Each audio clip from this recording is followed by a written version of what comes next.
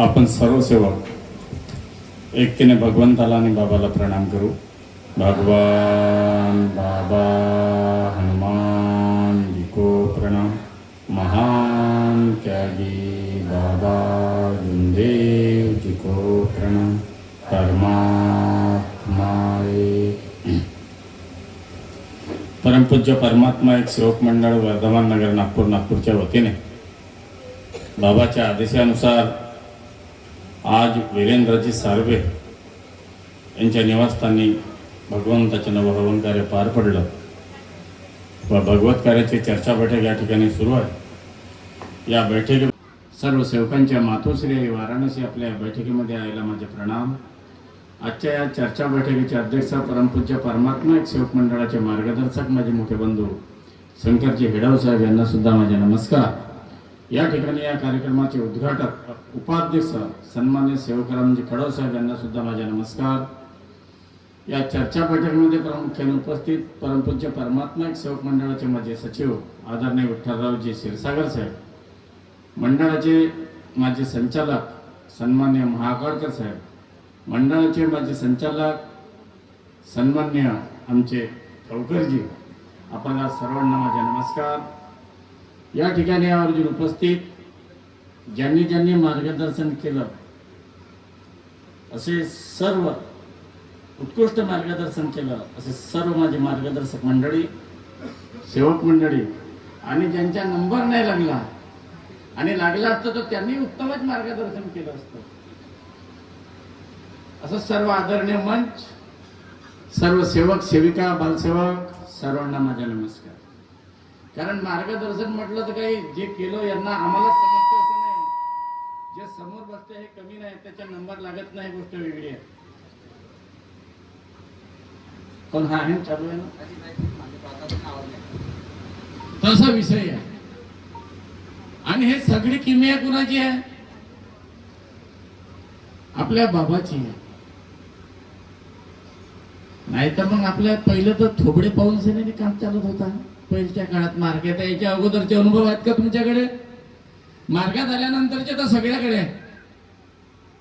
मार्गात यायच्या अगोदरचे असतील ना काही अनुभव? मार्गात यायच्या अगोदर आम्ही कसे जगलो, कसे राहिलो, कसे कसे हाल झाले, का का केलं, हे असतील की नाही? आणि हे जर अनुभव तुमच्याकडे आहेत तर माझ्याकडे दोन फरक दिसते. एक फरक दिसते मार्गात आल्यानंतरच्या त्या आणि मार्गात अगोदर आम्ही मार्गात होतो तेव्हा आम्ही काय ऐकायला जात होतो? कीर्तन, प्रवचन, भागवत जात होतो आम्ही ऐकायला. त्यावेळेस सांगत कोण होता? एक महाराज. आणि ऐकत कोण होतो? आम्ही सगळे. आणि जो सांगत होता तो कसा राहत होता? 70-80-90 किलोचा राहत होता. आणि ऐकणारे किती राहत होतो? 40-30-50 किलोचे राहत होते. बरोबर आहे का नाही? असं मला वाटते. तुम्हाला का वाटते हे मला माहित नाही. मला वाटते सांगण्यावाला का करे त्याला काहीच नव्हता समजत. पुरा अडाण चोट होता तो. मी सांगतो डंक्याच्या चोटवर अडाण चोट होता तो. त्याला काहीच समजत नव्हता. आणि त्याला जर समजला राहता तो पुस्तकीतला वाचू नाही सांगता. पुस्तक खोलल्याशिवाय करत होतं का? बोलत होता का? नाही. असा पलटवे, असा वाचे आणि मग तुम्हाला सांगे. आता सांगा इथं किती मार्गदर्शन झाले? पुस्तक उघडली का? येईना. वही लिहून आणली वाली उघडली का? आले, उभे झाले, भगवंत आले, प्रणाम केला. आणि जे सुटले का नाही तर दुसरा विचारच करत होता. हा थांबून जाईल तर बरा वेळ माझा नंबर लागेल ना. हा एवढाही वेळ घेऊन टाकून तर मी का बोलीन? खरं आहे का खोटं आहे? मला खोटं बोलायची सवय नाही आहे. खरं आहे का नाही? हा, आता सांगितलं नाही, मोठ्याही नाही म्हणलं खरी आहे. आता ते माझ्याकडून आहे की नाही? बरोबर. आणि आताही बी हे पुट्टी हे चष्मा घेऊन काय होते पट्टा हिच्या जरी नाव घेतला ना, इले जरी येते बोलवलं का नाही तर ते 5-7 मिनिट घेऊ शकते. प्रार्थना विनंती तर करणं आणि मग आईची का नाही तब्येत बिघडली होती. मग माझ्या पप्पा कार्यकर्त्याकडे गेले. मग माझ्या पप्पानं कार्यकर्त्याला सांगितलं. मग माझ्या कार्यकर्त्यानं तीर्थ बनवायला सांगितलं. मग आमच्या पप्पानं तीर्थ बनवलं. मग माझ्या आईला दिलं. माझी आई दुरुस्त झाली. एवढं तर बोलते. आमच्या या पोरी एवढं तरी ते महाराज लोक बोलत होते का? नव्हते बोलत. मग तुम्ही किती मोठ्या? त्या महाराजाच्या पेक्षा मोठ्या. त्याच्यापेक्षा तुम्हाला जास्त समजते. आणि समजतेच नाही तर त्याच्या तीर्थानं तेवढा आराम नव्हता भेटत तर तुमच्या तीर्थाने भेटायला लागला. आता काय ऐकलो बापा इथे झाले का नाही मार्गदर्शन? हे का फरक आला एवढं? कसं आलं?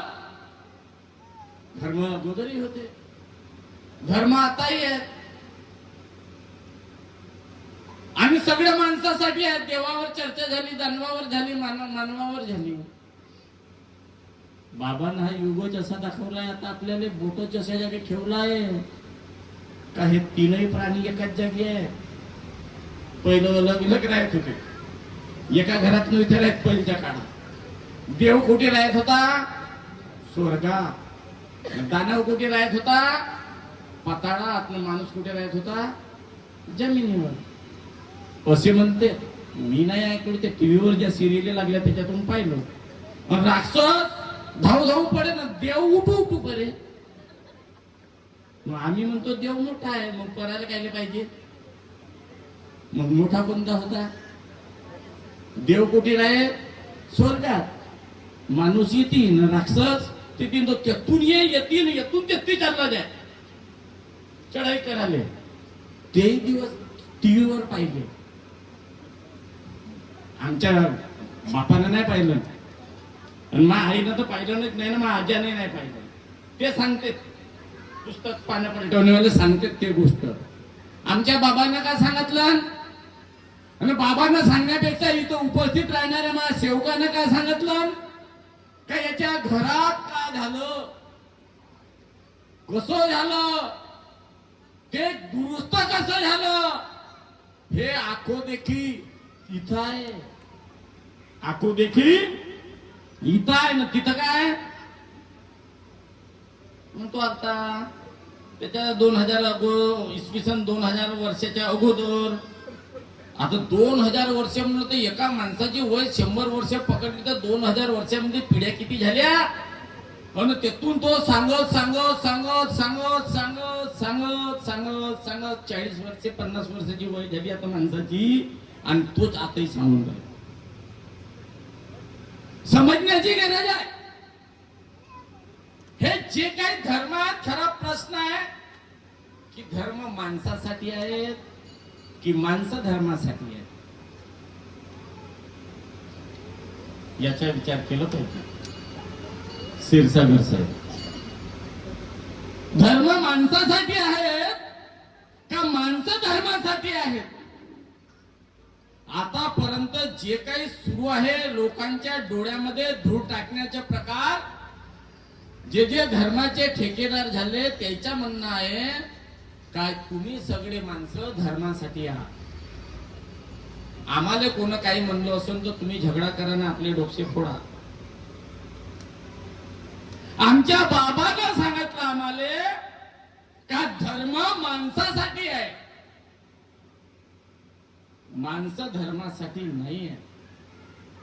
आणि म्हणून जे काही प्राप्त केलं बाबानं, जे काही मिळवलं, कष्ट तर बाबाने घेतले, त्यागही तर बाबानेच केला. एका परमेश्वराची प्राप्ती बाबानेच केली. घरातले दुःख दूरही केले. 4 तत्व 3 शब्द 5 नियम याची जुळवाजुळवही बाबानेच केली. आमच्या सारख्या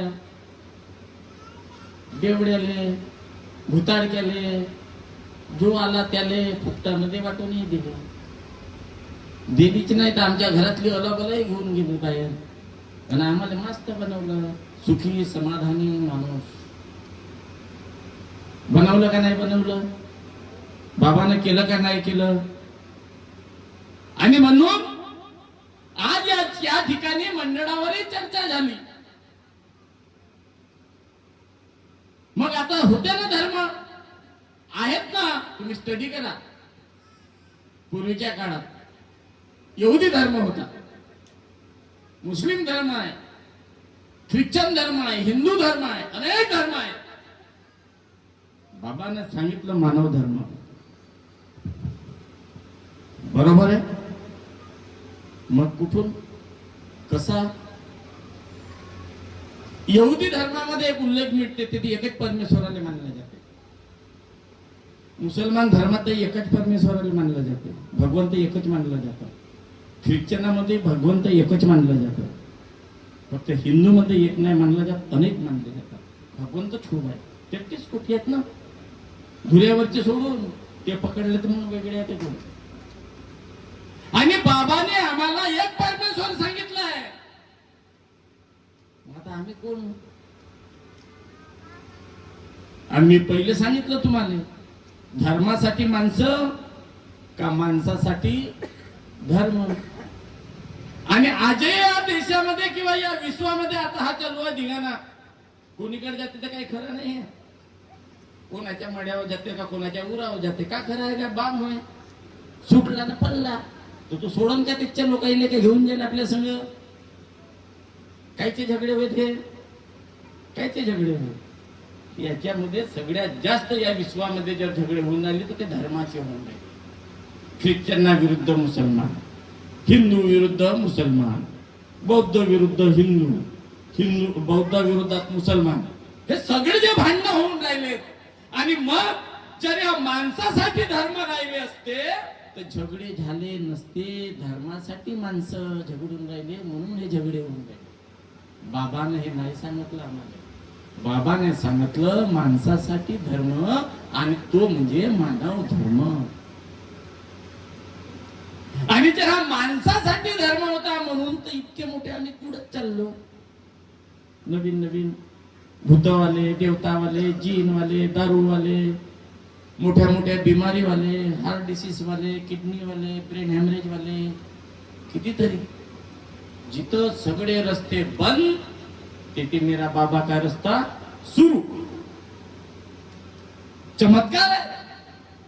जिथं डॉक्टर फेल झाला तिथे माझ्या बाबा सुरू झाले. जिथं जानता वैद त्याच्या अंगात 5-5 देव येत होते, त्यानं भूताच्या हातच्या लाता खाल्लं. तो म्हणे अंगात 5-5 येतात म्हणे. पण तो भूत कधी कधी इतका जोरात येऊन जाय, कधी कधी ज्याच्या अंगात देव येत होता त्याला बद मारे, खालता आपटून टाकेन, त्याच्या उरावरही बसून नाही. देव खालताना भूत वर्त होऊन नाही. पाहिलं का नाही, खरी का खोटी आहे? मग म्हणे आता काही ह्या देवाची चालती नाही राहिली, चला आता बाबाच्या मार्गात जाऊन. आले का नाही? तसेही आले, झाले सगळे किती आले. आणि थोडसे दिवस जाऊ द्या, अजून किती येते पहा तुम्ही. सगळ्याला कुठं या लागल, इथं जमा व्हा लागल. पण आता केव्हा ह्या सगळ्या गोष्टी शक्य आहेत? आम्हाला बाबांना मरायला सांगितलं आहे. जे सेवक मेले असतील त्याला सगळं समजन, आणि जे जिते असतील त्याला नाही समजू शकेल. कारण की देवाची प्राप्ती तर याच्या अगोदरही अनेकांना केली. रावणाला नव्हता झाला देव प्रसन्न, भस्मासुराला नव्हता झाला देव प्रसन्न, हिरण्यकश्यपूला नव्हता झाला देव प्रसन्न. झाले होते, वरदानही भेटले होते, त्यालाही बी देवाला मारा लागला. अजून उरा पिचकू मारा लागला. कोणत्या निमित्ताने कसा मारा लागला, आणि गोराने कोणता षडयंत्र रचून मारा लागला. त्याले प्रसन्न झाले, त्याला बी मारा लागला. कारण अहंकार आला. आणि माझ्या बाबांना आमच्या हातामध्ये सत्य मर्यादा प्रेम दिला. सत्य मर्यादा आणि प्रेम बाबाने आम्हाला सांगितलंय. आणि हे सगळं सांगितल्यानंतर आमची वागणूक कधी कधी आम्हाला जशी दिसते का आम्ही मेलोच नाही. आणि जे नाही मेले त्याचा अहंकार गेला नाही, आणि आमच्या मनातला अहंकार गेला नाही तर आमची हुशारी कोण्या कामाची नाही. हा मरण्यात बाबाने अगोदर का सांगितलंय, सकाळी उठता बरोबर का म्हणतो मी, सर्व पूजा व जुने विचार बंद केले. मी मरीन किंवा जगीन, जीवनात एकच भगवंत बाबा हनुमानजीलाच मानीन. मग आता मी मेलो का?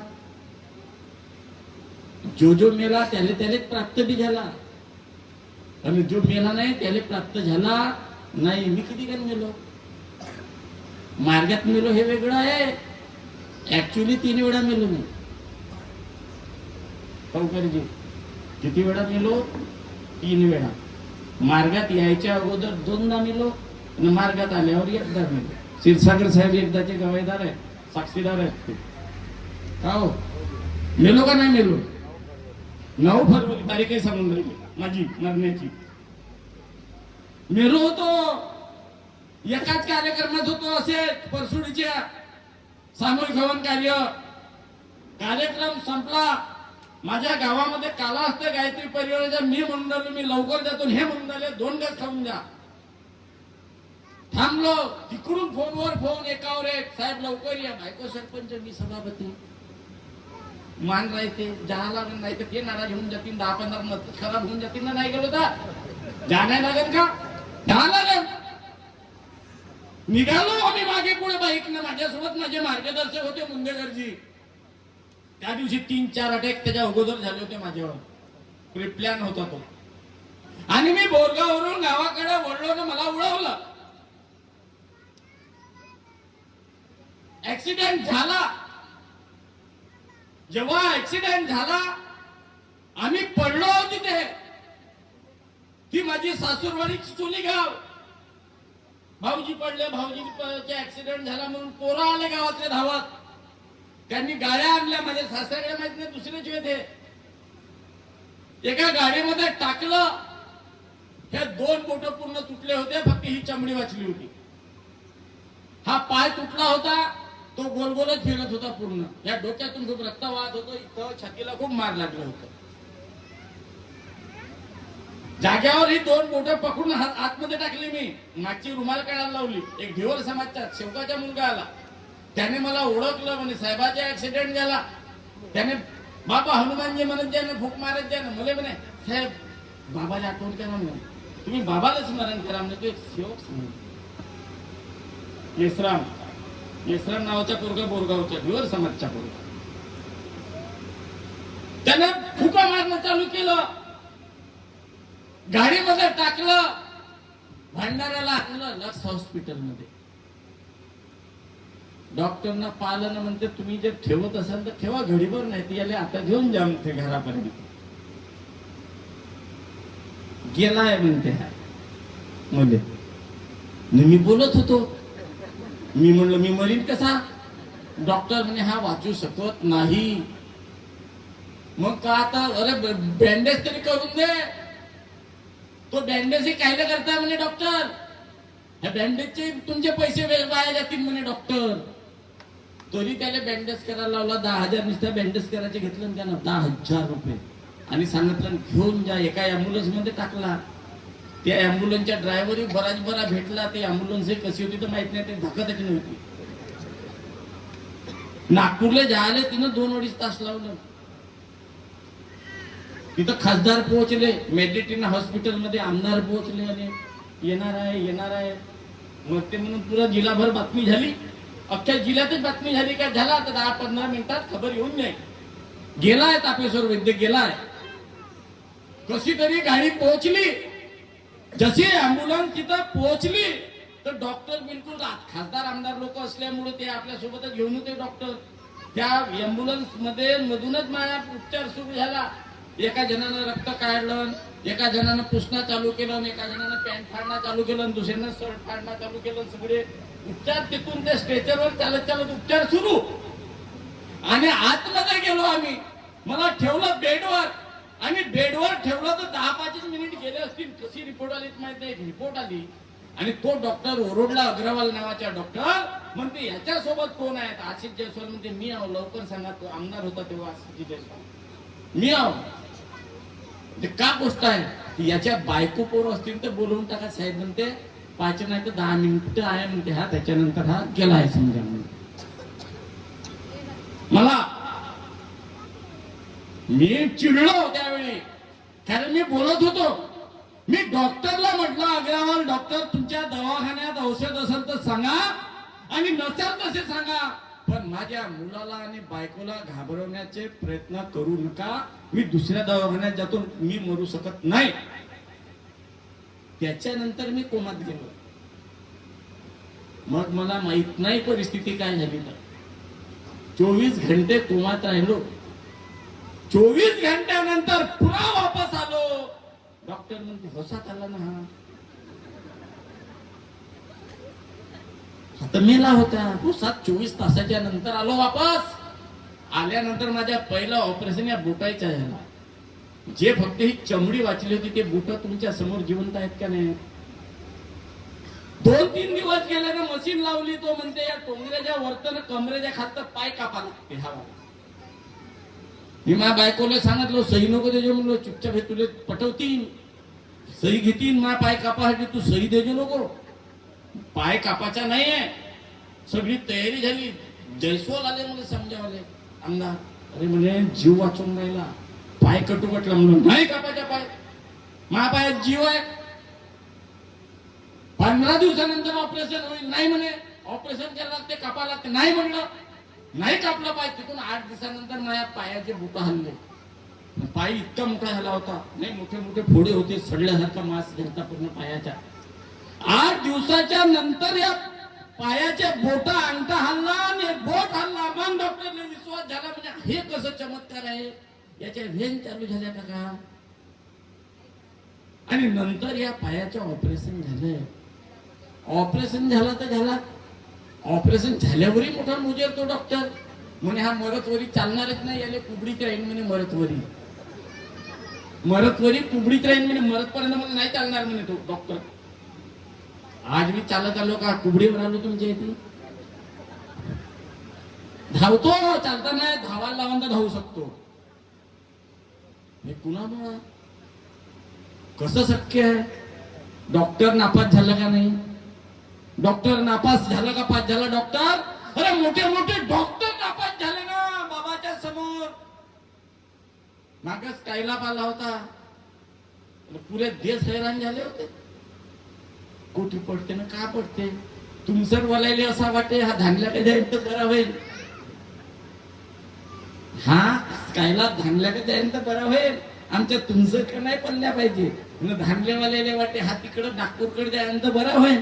क्षीरसागर साहेबाच्या गावाकडे, माझ्या गावाकडे नाही पडला तर क्षीरसागर साहेब राहायला हा अमरावतीकडे जाईल तर बरा होईल म्हणजे तिकडं आमच्या नागपूर सुटल्या पाहिजे. होतं का नाही.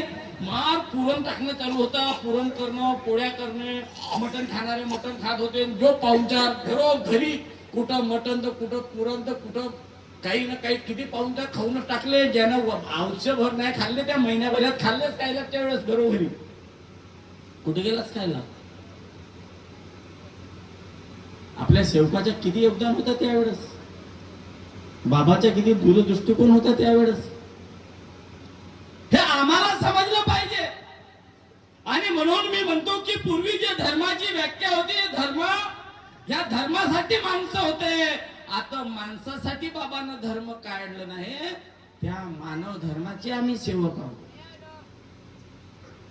म्हणून आमची जबाबदारी बी तेवढीच आहे जेवढी बाबाची होती. बाबानं कमी केलं का. बाप जेवढं करत नाही लेकरासाठी तेवढं माझ्या बाबानं आमच्यासाठी केलं नाही. मंडळ पुन्हा काय मंडळाला का समजतो आम्ही. का समजतो आम्ही मंडळाला. आता स्टिमकीचं उदाहरण निघलं का मग निवासस्थान, उगमस्थान. या मार्गाचा उगम पुण्या स्थानात नाही, तुमच्या अंतःकरणात आहे प्रत्येकाच्या. आज इथल्या सेवकाला एक प्रश्न आहे माया की तुम्ही मार्गात आले त्या दिवशी कौलाच्या घरात राहत होते. त्यात तुमच्या कौलाच्या घरात ज्याला सौत पाणी बंद झालं, तुमच्या घरातली आवक वाढली, तुमच्या जवळ पैसा जमा झाला. तो घर जे होता ते तुमच्या आतमध्ये होता, गल्लीतून जावं लागत होता. तुम्हाला वाटलं का आता मी अंदर नाही, मी बाहेर निघतो तर माझे जो पैसे जमा झाले मी मोठा झालो. तुम्ही चौकामध्ये दुसरा प्लॉट घेतला, 20-25 लाख रुपयाच्या घर घर बांधल्यानं तेथे राहिल्या आल्या. मग तुम्ही मार्गात ज्या दिवशी आल्या, साध्या कार्य ज्या दिवशी केल्या, त्या ज्या दिवशी केल्या त्या दिवशी तुम्ही त्या घरात राहत होते, सुख समाधान तुम्हाला त्या ठिकाणी मिळालं होतं. मग आज तुम्ही नवीन घर बांधून या ठिकाणी आले, तो घर विकल्या गावातला. मग परमेश्वर तुमच्या सोबत आहे का नाही? काय गेला त्या घरात, ज्यानं घेतलं त्याचे हिस्से आले, ज्यानं तो घर घेतलं त्याचे हिस्से आले तर नाही गेला ना. ते ज्या 10-5 लाखात विकल्या तो जुना घर, त्या 10-5 लाखात भगवंताला विकल्या का? नाही ना. बाबांना परमेश्वर कुठं दाखवलाय? प्रत्येक माणसाच्या अंतःकरणामध्ये परमेश्वर दाखवलाय बाबांना. आणि माणसाला जोडण्याचं काम बाबाने केलं आहे. त्याने तोडण्याचं धोरण कोणाच्या नाही पाहिजे. सोडणार नाही. तो तापेश्वर वैद्य असन, विठ्ठलरावजी क्षीरसागर असन, का अजून कोणी बी असन, नियम सगळ्यासाठी आहेत, कायदा हे सगळ्यासाठी आहे. मानवासाठी निर्माण झालेला हा मानव धर्म आहे. परमेश्वरी कृपा जागृत आहे. मार्ग हा कर्मप्रधान आहे. तुमच्या कर्मावर साऱ्या गोष्टीच्या अवलंबून आहेत. तुमच्या घरात परमेश्वर वास करणार की करणार नाही हे तुमचे कर्म ठरवतील. आम्ही कोणी नाही आहोत. तुमचे कर्म चांगले असतील, सगळं चांगलं भेटेल. तुमचे कर्म ज्या दिवशी चुकीच्या मार्गाने जातील, परमेश्वर माफ करून टाकेल. लक्षात ठेवा, कर्म माफ करत नाही. बाप गलती केल्यानंतर वाटते बापाले बाप म्हणून का माझ्या पोराले दुरुस्त होऊन जा माझ्या पोरगा. पण कर्म एक गोष्ट लक्षात ठेवजा, कर्म जर आमच्या हातून चुकीचे घडले तर त्याला माफी नाही. आणि म्हणून बाबानं या मार्गाच्या रूपानं एका परमेश्वराच्या प्राप्तीसोबत तुम्ही वागले कसे पाहिजे, बोलले कसे पाहिजे, चालले कसे पाहिजे, कसं केलं पाहिजे, का नाही केलं पाहिजे, हा सगळा ज्ञान तुम्हाला या मार्गात दिला आहे. खूप काही पोत्या वाचाची गरज ठेवली नाही. सकाळचे 2 मिनिट आणि संध्याकाळचे 3 मिनिट चल लाख कामाले. रिकामा नको राहायचो घरात, नाही तर तू असा होशील दिवसभर रिकामा राहायचे ना. मला भगवंताची प्राप्ती झाली ना, माझ्या घरातला दुःख दूर झाले ना, आता भगवंत भेटलं तर मला देते हे नको समज. आपला भगवंत रिकाम्या माणसाला देत नाही, फुकटच्या तुम्हाला देतच नाही. कष्ट करा, कर्म करा, चांगलं काम करा, तुमचं सदैव चांगलं होईल हे माझ्या बाबांना सांगितलं आहे. बाबांना आम्हाला एकता दिली आहे. बाबांना आम्हाला मंडळ दिला आहे. हा मंडळ आम्ही तयार नाही केला, हा मंडळ बाबाने तयार केलाय. का बाबाने तयार केला मंडळ? त्या दिवशी कुईला कार्यक्रम होता. कुईला आम्ही जायला निघालो. भोगावच्या समोर कोणता तरी गाव ना, तिथे एक महाराज आला होता. काहीतरी महाराज आला होता. तिथे 1000 गाड्या होत्या, 1000 गाड्या होत्या तिथं. आणि मग मी माहिती घेतली तर म्हणे इथं त्यानं 100 एकर जागा घेतली म्हणे त्या भोगाव जवळ. किती एकर? 100 एकर. आपल्या अर्ध्या जन्माच्या नाही तो महाराज, मजाक नाही सांगत. आपल्या मार्गाची निर्मिती सुरुवात आपल्या मार्गाला बाबांनी मेहनत पारतंत्र्य काळात घेतली ना. स्वातंत्र्यामध्ये आपण या मार्गात जुळलो, पण मेहनत बाबाची पारतंत्र्य काळापासून आहे. आणि तो जो महाराज आहे तो आता झाला जन्माले ग्रामसेवक काहीतरी होता म्हणे. हा, आणि त्याची म्हणे यती 100 एकर आहे म्हणे. हिंगण्याजवळ अजून कितीतरी आहे म्हणे ना. याची पुरा देशभरात पाहिला तर किती हजार ना किती लाख एकर शेती आहे माहित नाही म्हणे. आमची किती झाली? आता 72 झाली. आता 12 घेतली ना भाऊ, आहे की नाही? आमची 72 आहे. आम्ही कुठं कमी पडतो? आहे का आमची? बाबाने जे आम्हाला दिलं त्याच्या तुलनेत आम्ही काही आहो कमी आहो का? आम्ही नाही आहो कमी. आणि नाही कोणत्या गोष्टीत कमी आहो आम्ही. मला माहित आहे की सेवक ज्या दिवशी उठून उभा राहील, बाबासाठी हा त्याचे 200 असताना 500 बी घेऊ शकतो, याच्या मागे नाही राहणार. पण त्यासाठी आम्ही बी कुठंतरी चुकत असत, आम्ही बी कुठेतरी चुकत असेल, आम्ही बी दुरुस्त झालो पाहिजे. आणि तुम्ही कुठंतरी चुकत असाल, तुम्ही बी दुरुस्त झाले पाहिजे. आपला परिवार आहे, हा बाबाचा परिवार आहे. बाबा आपले कुटुंब प्रमुख आहे. बाबाचे सगळे आम्ही सेवक आहोत. बाबांना आम्हाला मालक बनवलं नाही. अध्यक्ष असेल, संचालक असेल, याच्या अगोदरचे असतील, याच्या नंतरचे येतील तरी मालक नाही. आपण सगळे सेवक आहोत. फक्त जबाबदारी वेगवेगळी आहे. ती जबाबदारी आपल्याला पार पाडायची आहे, पण एकामेकाचा विश्वास संपादन करून पाडायची आहे. ज्या परिवारामध्ये 4 लेकरे राहते, एकीनं राहते, प्रेमानं राहते, मर्यादेचे पालन होते, तो परिवार वर्षाची शेती घेते. आणि ज्या परिवारात जावा झगडते, आपल्या भांडे घेऊन अलग अलग 4 लेकरं 4 लेकी किरायना राहायला जाते, ते बुडे होऊन जाते. तरी पोरीच्या लग्नाला तर म्हणते आता बुड्याची जुनी माईची घरसुले तिथे मोडतो ना, पोरीच्या भांडा करून टाकतो. मग तो नवीन भांडा नाही घेऊ शकते का? नाही घेऊ शकते. मग आम्ही कुठं शिकलो पाहिजे, आम्ही कसे शिकलो पाहिजे, आणि एक आदर्श बाबाचा म्हणून ठेवलं पाहिजे. आमच्या बाबानं आम्हाला एक पुस्तकीतलं नाही सांगितलं, मेहनत स्वतः केला, जो अनुभव आला तोच आम्हाला सांगितलं. मग आमचे बाबा होते कसे, जन्मानंतर कष्ट घेतले कसे, मोठे झाल्यानंतर वागले कसे, आपल्या परिवाराला कसे सांभाळून ठेवलं बाबानं, आपल्या परिवारातल्या आपल्या पोराने डॉक्टर कसं केलं बाबानं गरिबीतून. आमच्या बाबानं शोक केला नाही म्हणून आम्हाला सांगितलं निर्व्यसनी बना म्हणून. आमच्या बाबानं दारिद्र्य वाढवली नाही, सोंग केले नाही म्हणून आम्हाला माणसासारखे राहायला सांगितलं बाबानं. म्हणजे आमच्या बाबाच्या फोटोकडे पहा, आमच्या लेकराला आमच्या बाबाची प्रतिमा दाखवा. त्या प्रतिमेकडे जेव्हा आम्ही एक चित्त, एक लक्ष, एक भगवान जसं म्हणतो, एक मान लावून जेव्हा आम्ही आमच्या बाबाच्या प्रतिमेकडे पाहू, आम्हाला खूप काही शिकायला भेटल. आमच्या लेकराला खूप काही शिकायला भेटल.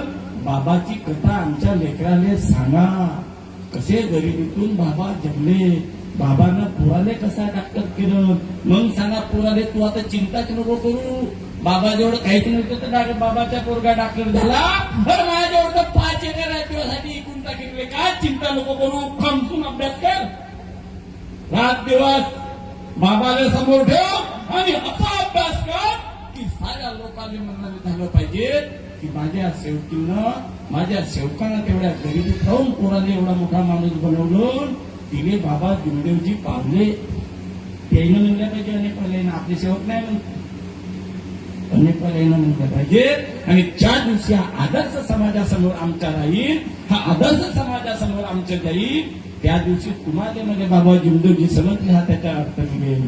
आणि म्हणून आमच्या प्रपंचाकडे पहिले लक्ष द्या, आणि प्रपंचाकडे लक्ष देऊन आमच्या मुलाच्या शिक्षणाकडे लक्ष द्या. आई वडिलांचा चांगला सांभाळ करा, सासू सासऱ्याचा चांगला सांभाळ करा.